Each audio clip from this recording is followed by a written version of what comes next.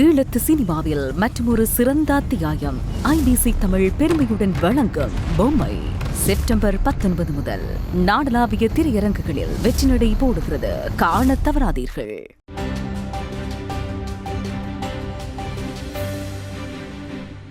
வணக்கம். இன்றைய செய்தி தொகுப்பினூடாக இணைந்திருக்கின்றோம்.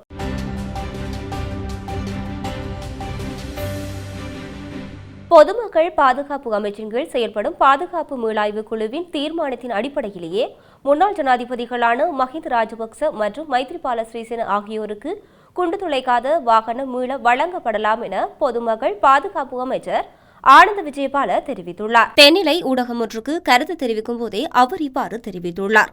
தமக்கு குண்டு துளைக்காத வாகனங்களை மீள வழங்குமாறு முன்னாள் ஜனாதிபதிகளான மஹிந்த ராஜபக்ச மற்றும் மைத்ரிபால சிறிசேன ஆகியோர் எழுத்து மூலமாக கோரிக்கை விடுத்துள்ளனர். குறித்த வாகனங்களை மீள வழங்கும் தீர்மானம் குழுவின் பரிந்துரைகளுக்கு அமைய மேற்கொள்ளப்படும் என அமைச்சர் தெரிவித்துள்ளார். ஓய்வு பெற்ற ஜனாதிபதிகளுக்கான வரப்பிரசாதங்களை நீக்கும் சட்டத்தின் கீழ் அவர்களுக்கு வழங்கப்பட்டிருந்த குண்டு துளைக்காத வாகனத்தை அரசாங்கம் அண்மையில் மீள பெற்றிருந்தது. குண்டு துளைக்காத வாகனங்களை அரசாங்கம் மீள பெற்றுக் கொள்வதன் மூலம் முன்னாள் ஜனாதிபதிகளுடைய பாதுகாப்புக்கு ஏதேனும் அச்சுறுத்தல்கள் காணப்படுமாக இருந்தால் குறித்த வாகனங்களை மீள வழங்க முடியும் என பொதுமக்கள் பாதுகாப்பு அமைச்சர் ஆனந்த் விஜயபால தெரிவித்துள்ளார். வடக்கு மாகாண அபிவிருத்தி உத்தியோகஸ்தர்கள் வடக்கு மாகாண ஆளுநர் அலுவலகம் முன்பாக இடமாற்றம் வழங்க கோரி தொழிற்சங்க போராட்டத்தில் ஈடுபட்டுள்ளனர். கிளிநொச்சி, முல்லைத்தீவு, மன்னார் மற்றும் வவுனியா மாவட்டங்களில் பணியாற்றுகின்ற யாழ் மாவட்டத்தைச் சேர்ந்த 100க்கும் மேற்பட்ட அபிவிருத்தி உத்தியோகஸ்தர்கள் இந்த போராட்டத்தில் ஈடுபட்டுள்ளனர். வெளிமாவட்ட சேவை காலத்தை நிறைவு செய்த பல ஆண்டுகள் கடந்துள்ள போதிலும் சரியான பொறிமுறையின் கீழ் இதுவரை இடமாற்றம் வழங்கப்படவில்லை என தெரிவித்து இந்த தொழிற்சங்க போராட்டத்தை அவர்கள் மேற்கொண்டுள்ளனர். இதன்போது வடக்கு மாகாண ஆளுநரை சந்திப்பதற்காக 3 சந்தர்ப்பம் வழங்கப்பட்டுள்ளது. இதனை அடுத்து போராட்டத்தில் ஈடுபட்டவர்கள் யாழ் மாவட்ட அரசு அதிபரை சந்தித்து கலந்துரையாடியதோடு மகஜர் ஒன்றையும் கையளித்துள்ளனர். நிதியை காரணம் காட்டி செம்மணி மனித புதைகுழி அகழ்வு திட்டமிட்டே தாமதிக்கப்படுகின்றது என்று தமிழ் தேசிய பசுமை இயக்கத்தின் தலைவர் ஐங்கரநேசன் குற்றம் சாட்டியுள்ளார். தமிழ் தேசிய பசுமை இயக்கத்தின் சமகால அரசியல் உரையரங்கு நல்லூர் திவ்ய ஜீவன சங்க மண்டபத்தில் நடைபெற்றுள்ளது. இதில் தலைமை தாங்கி உரையாற்றும் போதே ஐங்கரநேசன் இவ்வாறு குற்றம் சாட்டியுள்ளார். செம்மணி மனித புதைகுழிகளை அகழ்வதற்கு தேவையான நிதி மூலத்தை கண்டறிவதோ போதிய நிதியை ஒதுக்குவதோ தேசிய மக்கள் சக்தி அரசாங்கத்துக்கு இயலாத ஒன்றல்ல. நிதியை ஒரே அடியாக விடுவிப்பது இயலாத ஒன்றல்ல. அரசாங்கம் நிதியை கால இழுத்தடிப்புகளுக்கு பிறகு கட்டம் கட்டமாகவே விடுவித்து வருகின்றது. செம்மணி மனித புதைகுழியில் இருந்து மிக பெரும் எண்ணிக்கையிலான எலும்புக்கூடுகள் ஒரே அடியாக வெளிப்படுவதை இந்த அரசாங்கம் விரும்பவில்லை. அவ்வாறு வெளிப்படுவது படைத்தரப்பை ஒருபோதும் தண்டிக்க விரும்பாத தேசிய மக்கள் சக்தி அரசாங்கத்துக்கு உள்ளூரில் சர்வதேச அரங்கிலும் பெரும் நெருக்கடியை ஏற்படுத்தும். நிதியை காரணம் காட்டி செம்மணி மனித புதைகுழி அகழ்வு திட்டமிட்டே தாமதிக்கப்படுகிறது. செம்மணியில் கிரிசாந்தி கொல்லப்பட்டு புதைக்கப்பட்ட சம்பவம் அரசாங்கத்துக்கு பெரும் நெருக்கடியை ஏற்படுத்தியதால் தவிர்க்க முடியாமல் விசாரணைகளை முன்னெடுத்தது. இவ்வழக்கில் ராணுவ சிப்பாய் சோமரட்ன ராஜபக்ச சாட்சியம் அளித்த போது தங்களால் 400 பேர் வரை கொல்லப்பட்டதாகவும் அவர்களின் புதைகுழிகளை தன்னால் அடையாளம் காட்ட முடியும் என்று தெரிவித்துள்ளார். குற்றவாளி ஒப்புதல் வாக்குமூலம் வழங்கிய போது புதைகுழிகளை தொடர்ந்து அகழ்வதற்கு அரசாங்கம் முன்வரவில்லை. அதற்கு வேண்டிய போதுமான அழுத்தங்களை எமது தலைமைகளும் அரசாங்கத்துக்கு கொடுக்கவில்லை. சிந்துபாத்தி இந்து மயானத்தில் கட்டுமான பணிகளுக்காக அகழப்பட்ட இடத்தில் தற்செயலாக வெளிப்பட்ட எண்புக்கூடை இதுவரையில் 200களுக்கு அதிகமான எண்புக்கூடுகள் கண்டெடுக்கப்படுவதற்கு காரணமாக அமைந்துள்ளது. தமிழ் தேசிய விடுதலை போராட்டத்தை ஜனநாயக ரீதியில் முன்னெடுப்பதற்கான கதவுகளை முள்ளிவாய்க்கால் பேரவலம் திறந்துவிட்டிருந்தது. அவற்றை தமிழ் தலைமைகள் கண்டுகொள்ளாமல் இலங்கை அரசாங்கத்துக்கு சர்வதேச அரங்கில் பிணையெடுத்து கொடுக்கும் வேலைகளிலே ஈடுபட்டன. இப்போது இனவழிப்பின் சாட்சியங்களாக செம்மணி மனித புதைக்குழியிலிருந்து 200க்கும் மேற்பட்ட எலும்புக்கூடுகள் எழுந்து நிற்கின்றன. தமிழின அழிப்பு நிகழ்ந்தது என்பதற்கான சாட்சியங்கள் பலர் இன்னமும் உள்ளனர். அவர்களால் பயத்தின் காரணமாக தங்களை வெளிப்படுத்த இயலவில்லை. உயிருள்ள அந்த சாட்சியங்களை விட உயிரில்லாத எலும்புக்கூடுகள் வலுவான சாட்சியங்களாக இன்று எழுந்து நிற்கின்றன. காலம் எங்களுக்கு தந்திருக்கும் இந்த வாய்ப்பையாவது எமது தமிழ் தலைமைகள் இறுக பற்றிக் கொள்ள வேண்டும் என்று தெரிவித்துள்ளார். அரசாங்கத்தின் நாடாளுமன்ற உறுப்பினர்கள் மற்றும் அமைச்சர்கள் தங்கள் அரசியல் கருத்து வேறுபாடுகளை தொடர்ச்சியாக குற்றப்புலனாய்வு பிரிவிடம் முறைப்பாடு அளித்து வருவதாக குற்றப்பிரிவின் தகவல் அறியும் வட்டாரங்கள் தெரிவித்துள்ளன. இவ்வாறு தொடர்ச்சியாக முறைப்பாடுகள் வழங்கப்பட்டு வருவதால் குறித்த முறைப்பாடுகளை விசாரிப்பதில் சிரமங்கள் ஏற்பட்டுள்ளதாக சுட்டிக்காட்டப்பட்டுள்ளது.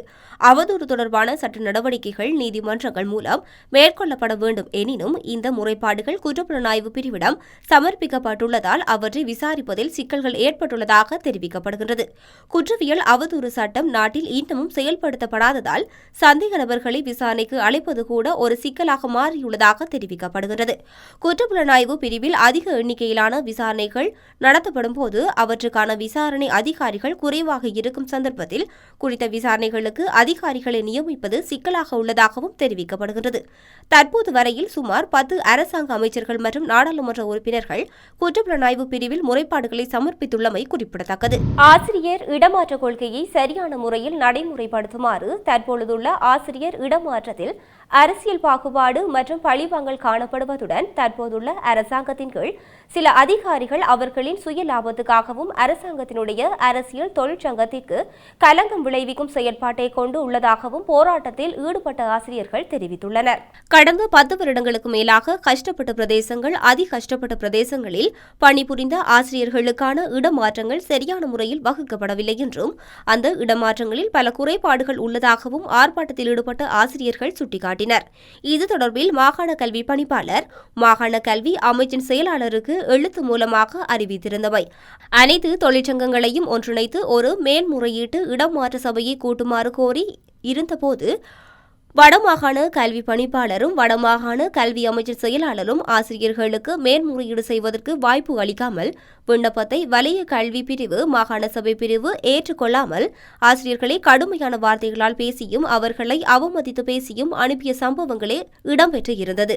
இலங்கை ஆசிரியர் சங்கத்தால் கொண்டுவரப்படும் மேல்முறையீடுகள் பரிசீலிக்க தயார் என்ற நிலையில் உடன்பட்டு வெளியே பணிப்பாளர்களுக்கு கடிதம் அனுப்பப்பட்ட நிலையிலும் கடிதம் அனுப்பப்பட்ட ஆசிரியர்கள் சிலரை இனங்கண்டு அரசியல் தலையீடு மூலம் இடமாற்றம் செய்யக்கூடாது என்ற நிலைமையில் விசேட மேல்முறையீட்டு சபையொன்று உருவாக்கப்பட்டு 4 தொழிற்சங்கங்களில் ஆசிரியர்களில் 41 பேருக்கு இடமாற்றங்களில் தீர்மானம் மேற்கொள்ளப்பட்டுள்ளது.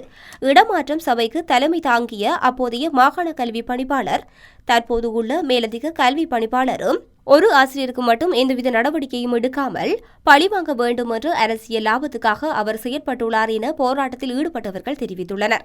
வடமாகாண கல்வி திணைக்களத்துக்கு முன்னால் போராட்டத்தில் ஈடுபட்ட ஆசிரியர்கள் தற்போது வடமாகாண ஆளுநர் அலுவலகத்துக்கு முன்னால் போராட்டத்தில் ஈடுபட்டுள்ளனர். தமது கோரிக்கைகள் நிறைவேற்றும் வரை தொடர் போராட்டத்தில் தாம் ஈடுபட போவதாக அவர்கள் கருத்து தெரிவித்துள்ளனர். நுவரெலியா பிரதேச சபை பிரிவுக்கு உட்பட்ட நானுயா பகுதியில் பெய்த கனமழை காரணமாக ஏற்பட்ட வெள்ளத்தினால் ஹேட்டன் பிரதான வீதியில் போக்குவரத்து பாதிக்கப்பட்டுள்ளது.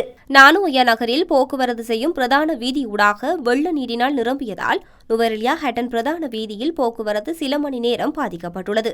நானுயா போலீஸ் பிரிவுக்கு உட்பட்ட A476 கிரிமிட்டி கிராம உத்தியோகஸ்தர் பிரிவில் டெஸ்போர்ட் கிரிமிட்டி கார்லிபெக் போன்ற பிரிவுகளில் தானிலை பிரதேசங்களில் வெள்ளத்தினால் மூழ்கியுள்ளதுடன் பலரின் வீடுகளுக்குள் வெள்ள நீர் புகுந்து பிரதேச மக்கள் பாரிய அசௌகரியங்களை எதிர்நோக்கி வருகின்றனர். இதனால் பொதுமக்களின் இயல்பு வாழ்க்கை பெரிதும் பாதிக்கப்பட்டுள்ளது. தொடர்ந்து பெய்து வரும் அடைமழை காரணமாக இந்த பகுதி விவசாய நிலப்பரப்புகள் முற்றாக நீரினால் நிறைந்துள்ளது என விவசாயிகள் தெரிவிக்கின்றனர்.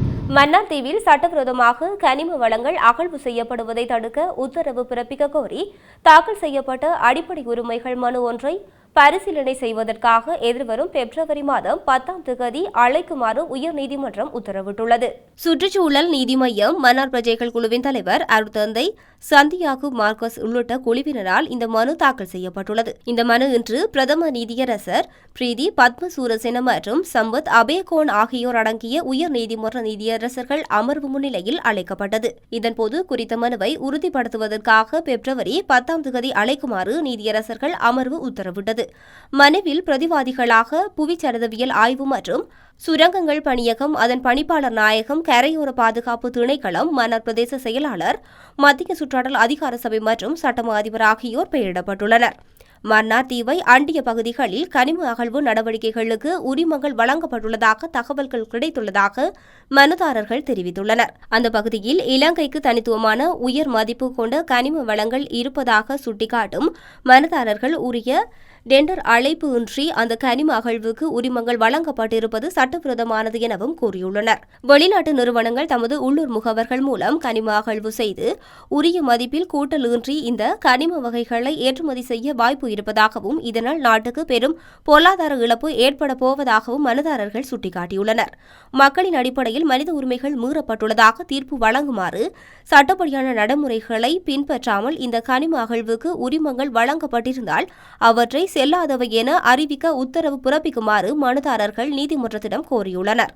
இந்த அகழ்வு நடவடிக்கைகளுக்கு முன்னர் சம்பந்தப்பட்ட பகுதியில் சுற்றுச்சூழல் மதிப்பீடு செய்யுமாறு மத்திய சுற்றுச்சூழல் அதிகார சபைக்கு புதிய உரிமங்கள் வழங்குவதை தடுக்கும் உத்தரவை புவிச்சரிதவியல் ஆய்வு மற்றும் சுரங்கங்கள் பணியகத்துக்கு உத்தரவு பிறப்பிக்குமாறு மனுவில் மேலும் கோரப்பட்டுள்ளது. யாழ்ப்பாணம் மானிப்பாய் காவல் பிரிவுக்கு உட்பட்ட பகுதியில் வன்முறை குழு ஒன்று வீடு புகுந்து அட்டகாசம் செய்துள்ளதாக தகவல்கள் வெளியாகியுள்ளது. சண்டிலிப்பாய் வடக்கு பகுதியில் வீட்டுக்குள் இன்று அதிகாலை முகமூடி அணிந்து 4 பேர் கொண்ட அடையாளம் தெரியாத குழு புகுந்து இவ்வாறு அட்டகாசம் செய்துள்ளனர். மோட்டார் சைக்கிளில் வந்த குறித்த குழு வீட்டின் முற்றத்தில் நிறுத்தப்பட்டிருந்த முச்சக்கர வண்டிக்கு மண்ணெண்ணெய் ஊற்றி தீ வைத்துள்ளதாக தெரிவிக்கப்படுகிறது. அத்துடன் அதே இடத்தில் நிறுத்தப்பட்டிருந்த மோட்டார் சைக்கிளையும் வீட்டிலிருந்து எடுத்து சென்று சுமார் 1 கிலோமீட்டர் தொலைவில் உள்ள மல்லாகம் மாசியப்பீட்டி சந்தியின் நடுவில் வைத்து தீ வைத்து கொளுத்தியுள்ளனர். இந்த நிலையில் குறித்த சம்பவம் தொடர்பில் மானிப்பாய் காவல் நிலையத்தில் முறைப்பாடு பதிவு செய்யப்பட்டுள்ளது. மானிப்பாய் காவல்துறை இது குறித்து மேலதிக விசாரணைகளை மேற்கொண்டு வருகின்றமை குறிப்பிடத்தக்கது. இத்துடன் இன்றைய செய்தி தொகுப்பானது நிறைவடைகின்றது. மற்றும் ஒரு செய்தி தொகுப்பினூடாக இணைந்து கொள்ளலாம்.